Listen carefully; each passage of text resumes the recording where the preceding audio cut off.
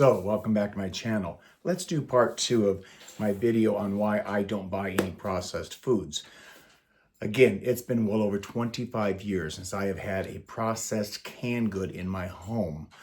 I do not buy any type of processed snacks in my home. I don't buy any processed deli meats in my home. And I don't buy any frozen, processed, pre-packaged frozen meals in my home. It's difficult to figure out where these chemicals hide. But instead of telling you where they hide, let me first try to explain to you how to identify them. All right, let's get started. Now I have a list here so it keeps me on track, and I'm just going to refer to my list as we go through this conversation. If you want to be healthy and you want to take control of your life, you need to have a healthy existence, as healthy as you can have it for you. Now, I know money plays a part of this. I get that. But long term, spend less money, prep the food yourself, then you're not wasting your money on healthcare issues, okay? It's never too late to start. So let's start today. How do you identify these chemicals? Let's first help you identify some of the products. And then you can make a conscious decision of what it is that you're going to buy moving forward. Because now you're going to know. So let's take a look at these products, and then I'll talk about the chemicals, and then you don't have to worry about identifying them. They're already there.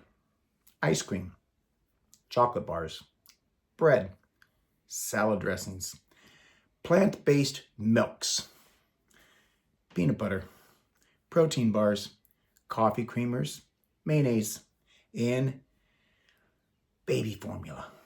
60% of all packaged foods in grocery stores are loaded with these chemicals I'm about to tell you about. And the reason we don't want to have them in our body is because what it does to our gut as well as our intestinal tract. So I want to get in tune with that so you understand it. So these products that I just mentioned and many more have been in what's called polysorbate 80, mono, aid, the glycol, carbonate, metal, cellulose, carnin, many others, but those are the main ingredients that I want to talk about because these are loaded up in over 60% of things that you buy prepackaged in your grocery store. All are called emulsifiers. And what it does is it allows water and oil to mix to the processed foods so that you have a smoother texture. It allows you to have it feel creamy in your mouth. Example, peanut butter. It's mixed in peanut butter so you have a creamy existence so that when you have it in the jar, it's already mixed together. It looks appetizing, it looks pleasing, it spreads easy, and it tastes creamy in your mouth. They're emulsifiers. They keep the oil and water mixed. Gut and your intestinal tract has built into it mechanically, all naturally, because of your system of your body, mucus.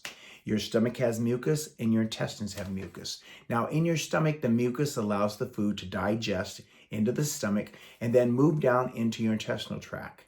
When it moves into your intestinal tract is also lined with mucus. One side is bacteria and the other side is blood. Now, as the foods move into the intestinal tract, they absorb through that mucus and it separates bacteria to one side and nutrients to the bloodstream side so it can flow into your body and feed your body. What happens with these emulsifiers over time is these emulsifiers break down the mucus. So if you're breaking down the mucus over time, the emulsifiers then allow the bad bacteria that's in your stomach and the bad bacteria that's in your intestinal tract, which is there to flush away bad things out of your system. It allows the mucus to get broken down. So now those bacteria get into your bloodstream. And that's when you start to have a problem. So the emulsifiers by nature dissolve the natural barrier of your intestinal tract and your stomach lining. And in those emulsifiers over and over, if you abuse them, is that the bacteria, as I said, will get into your bloodstream. And then what happens is your immune system starts to see the nutrients as a pathogen. A pathogen is something that attacks. So your immune system will start to attack the nutrients. So you're no longer getting the nutrients into your system. And you then will going to start receiving inflammation in your gut. Inflammation. You'll start getting that burning feeling. You'll start getting over time that bloating feeling. And what happens is it will start to tear down into your colon. Then you get sores in your lining. You'll get scars in your lining and trouble absorbing the nutrients. Once you start to, have you heard of stomach ulcers? Once you start to break down the mucus bearing, then you get the inflammation, and then it gets into your colon, and then you start having scar tissue, and you start having other issues where the pathogens get destroyed by the mucus, and your immune system then attacks the nutrients, and that's when you start getting sick.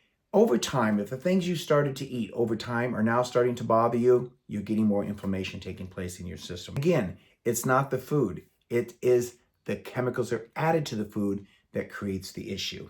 So you've heard yourself say, oh, I can't eat eggs, they tear me up. I can't eat this, they tear me up.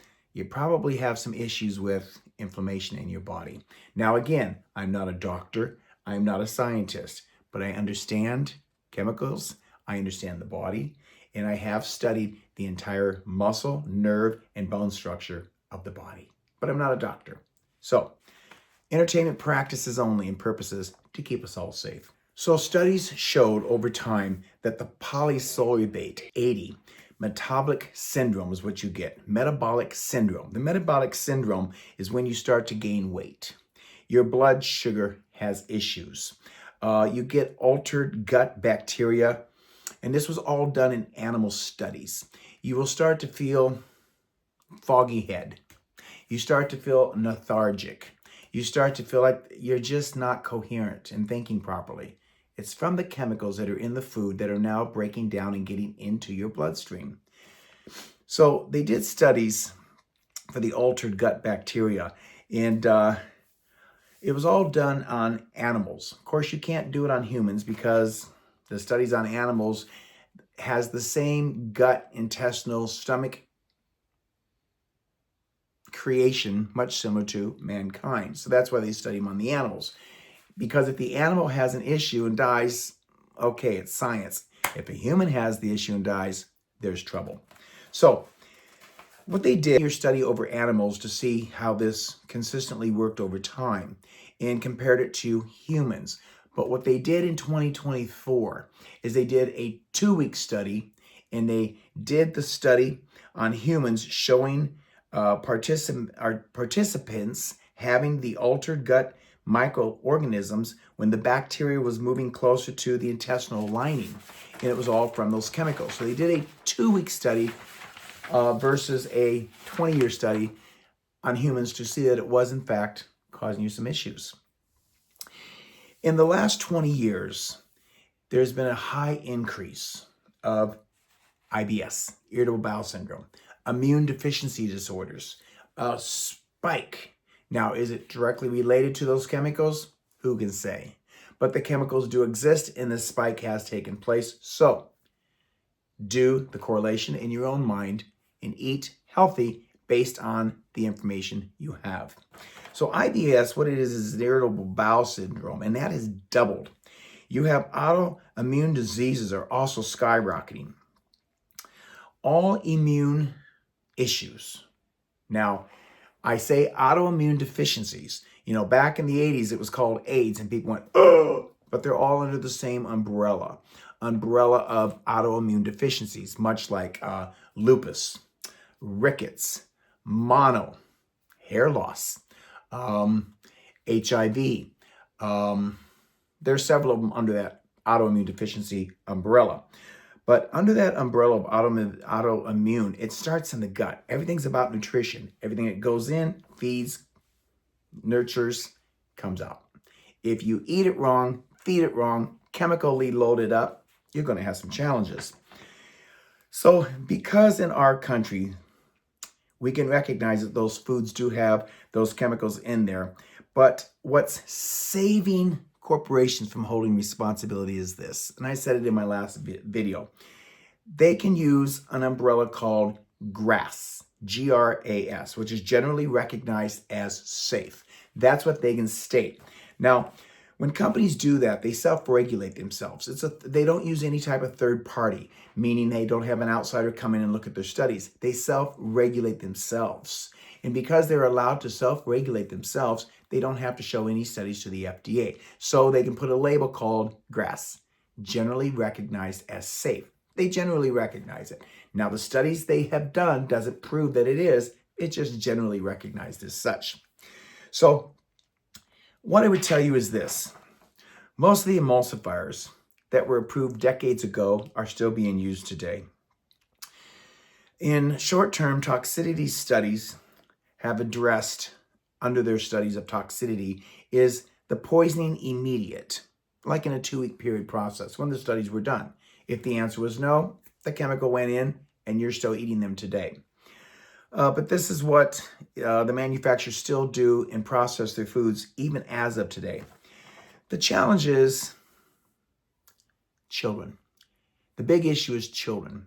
Children are continuously having ice cream every time they pick it up. And adults, every time they pick up their ice cream, the baby formulas, the crackers, the donuts, the junk food, the processed food, every time they pick that up, a bowl of cereal with milk, a granola bar, crackers, chicken nuggets, and they're consuming all of these emulsifiers.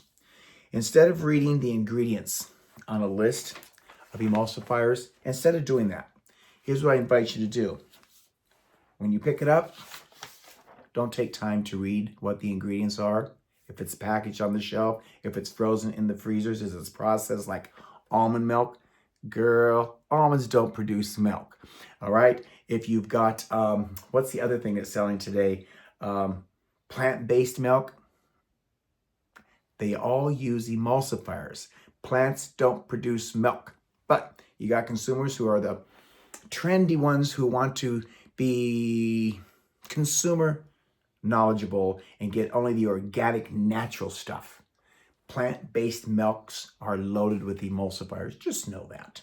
So instead of trying to read the ingredients on those items that are in the freezer department, that are on the shelves, canned, packaged, boxed, that can sit there for months and then take home and sit there for months because they have an expiration date that's usually a year or two out, know that those chemicals are in there. So instead of trying to read the chemicals, put it down. Don't buy it. Don't put it in your pantry. Because if you put it in your pantry and you bring it home, when you're tired and you're hungry and you're looking for a snack, that's the first thing you'll do. You'll run to that cupboard and grab that box of crackers, those graham crackers. You'll indulge in that ice cream, things that make you feel good for the moment. You'll spike your blood sugar. You'll put those chemicals of emulsifiers into your gut. The inflammation will continue to increase itself. Heartburn might occur. Then it moves down into your intestinal tract. And over time, you could or maybe experience irritable bowel syndrome. You can get scars, ulcers, all types of things happen to your body because of these chemicals. That's why Europe doesn't allow them.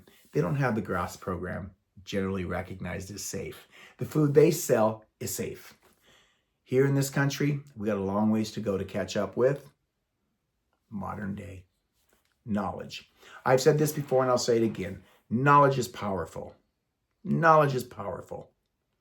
The more you know, the more you'll want to know. The more you discover, the more cautious you will become. So I invite you, if you like this video, please hit the like button. It moves it on so other people can see my video so it doesn't just sit there and I look at a camera and no one watches. Hit the like button. It moves it through YouTube so the algorithms say, this guy knows what he's talking about. Let's let other people see it. So please do. And if you haven't subscribed yet, please subscribe. And don't forget, take a look at the first video, which I have right here, part 1. So until next time, take care of yourself. Be kind. Ciao. No apologies. You do you, boo.